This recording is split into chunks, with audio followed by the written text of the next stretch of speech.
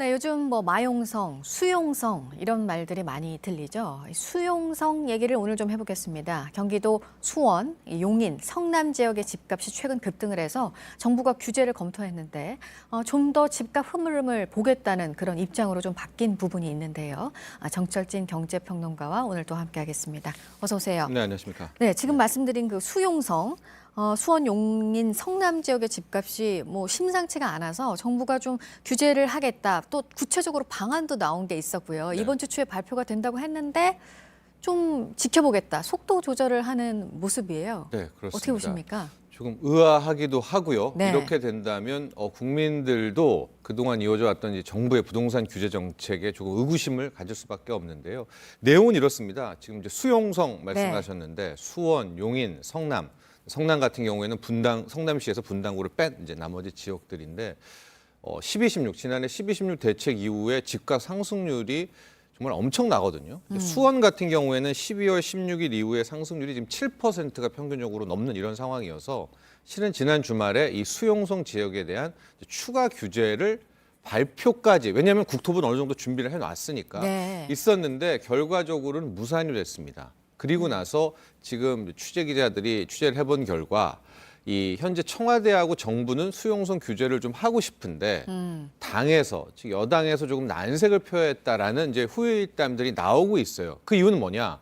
지금 4.15 총선이 나오고 있는데 어쨌든 수용성 경기권 지역도 일종의 표밭 아니겠습니까? 어허. 근데 여기에 뭐 강력한 규제를 선거 앞두고 내놓는다면 이 표에 영향이 있지 않느냐, 아마 이런 것이었겠구나라는 그런 생각들이 좀 들고 있습니다. 그래서 일단은 지난 주말에 나올 이제 수용성에 대한 규제는 안 나왔는데 글쎄요, 이렇게 계속 흐름이 나온다면 어쩌면 뭐 이달 안으로 나올 규제는 나올 수가 있습니다. 우리가 좀 더 당정청의 반응을 좀 지켜봐야 될 필요가 있겠습니다. 근데 그 뭐 총선 얘기하신 거면 그러면 그 얘기는 규제를 해야 하는데 네. 규제를 안 하겠다는 그런 얘기로 정리가 될까요? 늦추겠다는 거죠. 왜냐하면 네. 현재 상황이 그동안의 패턴으로 보면 해야 되는 거거든요. 왜냐하면 네, 12, 어느 16 정도 상황인가요? 12, 16 대책 나왔을 때 풍선 효과가 뭐 걱정된다 얘기하고 네. 얘기하니까 그때 당시 정부가 그럼 풍선 효과 나오면 바로 잡겠다 또 얘기했거든요.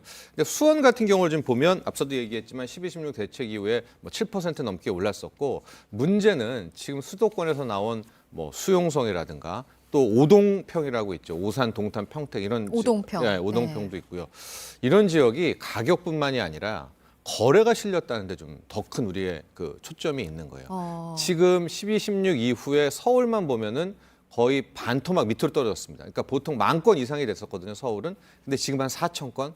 근데 2월에 이 코로나19 때문에 더 밑으로 떨어질 것 같아요. 근데 반면에 이 수도권들을 보면은 지금 2만 건이 넘게 거래가 되고 있어요. 그러면 분명히 유동성과 투기 자본도 들어와서 이 지역에서 가격을 높이고는 있지만 여기에 실수요자들도 함께 가세하고 있다고 봐야 되거든요. 이런 측면이라면 이게 전형적인 풍선 효과의 모습인데 여기에 왜 네. 이 또 그러니까 규제를 하라는 게 아니라 그동안에 정부의 부동산을 바라보는 시선은 어쨌든 규제 일변도로 계속해서 나갔잖아요. 그렇다면 규제로 나가려면 끝까지 가야 되는 게 효과가 있는 거거든요.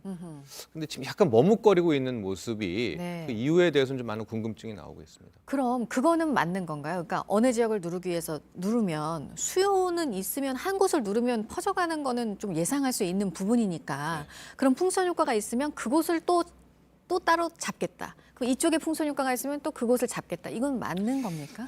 그게 이제 보는 시선에 따라서 다른데 이제 규제를 반대하는 쪽에서는 뭐 정말 잘못됐다라고 얘기를 하죠. 그래서 현재 필요한 것은 공급 확대다 이렇게 얘기를 하고 있는 것이고, 그러나 이제 반대편, 특히 이제 정부의 입장은 현재 공급은 어느 정도 충분하고 현재 이런 가격 상승의 부동산의 열풍, 버블은 투기 자본이 일으킨 것이라는 이제 관점으로 계속 규제를 해 나가고 있거든요. 네. 근데 이 규제라는 것이 늘 피로감이 있습니다. 끝까지 따라잡을 수가 없이 이게 두더지처럼 여기저기 나오고 있는 것이고, 지금 또 하나 굉장히 큰 문제는 저금리입니다. 네. 당장 이번 주부터 또 주택담보대출 금리가 또 떨어지거든요. 그러니까 금리가 계속 이렇게 낮은 상황에서는 그 유동성의 힘을 막기가 상당히 좀 어렵습니다.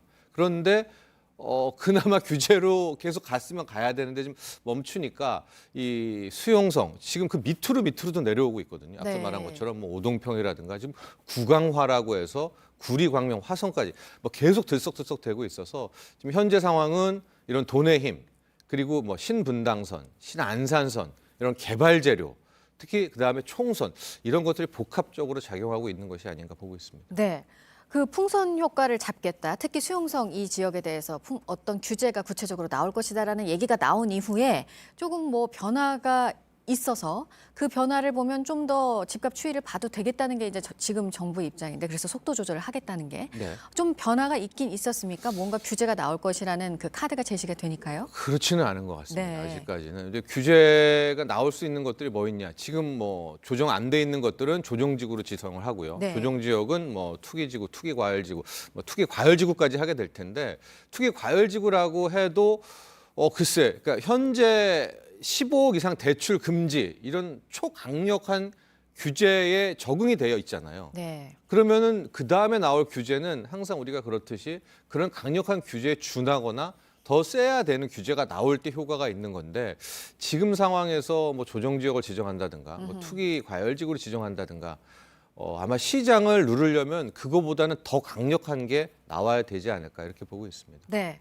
그럼 일단은 지금 부동산에 대한 그 부동산 시장에 대한 정부의 규제책은 총선 다음으로 넘어간다 이렇게 예상을 하면 되겠습니까? 그런 예상을 좀 많이 하고는 있는데 아직까지는 모릅니다. 실은 지난 주말에 있었던 회의에도 뭐 이렇게 됐다라는 전언이 나오는 것이고 뭐 정부가 당장 이번 주에라도 추가 규제를 할 수가 있을 것 같은데 지금 세간에서 많이 걱정이 하는 것이 2007년, 8년에 있었던 부동산 모습과 뭐 대자뷰 같은 거를 걱정을 합니다. 그게 무슨 얘기냐? 당시 2006년, 7년, 8년을 돌아보면 버블 세븐이라고 해서 그때 당시 지역들이 이제 강남에 강남 서초가 있었고요. 그다음에 목동, 분당, 용인, 평촌 이제 7개 지역이 뜨겁다 막 이래서 집중적으로 규제를 했었는데 근데 처음으로 강남, 서울이 뜨다가 거기가 주춤하면서 그다음 이게 뭐 목동, 그다음에 마지막에 용인, 평촌으로 이렇게 오다가 2008년 만에 세계 금융위기 터지면서 부동산이 와르르 무너졌거든요. 네. 그러니까 결과적으로 당시를 돌아보면 실질적으로 부동산 규제보다는 전 세계에 왔던 이 부동산 버블이 꺼지면서 더 큰 충격이 다가왔단 말이죠. 근데 지금도 잘 보면 서울과 강남 쪽은 거의 지금 정체 상태로 돼 있고 이 열풍이 밑으로 나오고 있는데 네. 자칫 이런 상황에서 뭐 대외 글로벌 악재라도 터지게 된다면 네. 이게 당시 10년 전의 모습과 너무나 비슷하게 흘러갈 수 있지 않겠습니까? 그래서 여기에 대한 이 풍선 효과에 대한 버블은 분명히 좀 주의를 해야 되겠다라는 생각을 하고 있습니다. 알겠습니다. 여기까지 듣도록 하겠습니다. 정철진 경제평론가였습니다. 고맙습니다.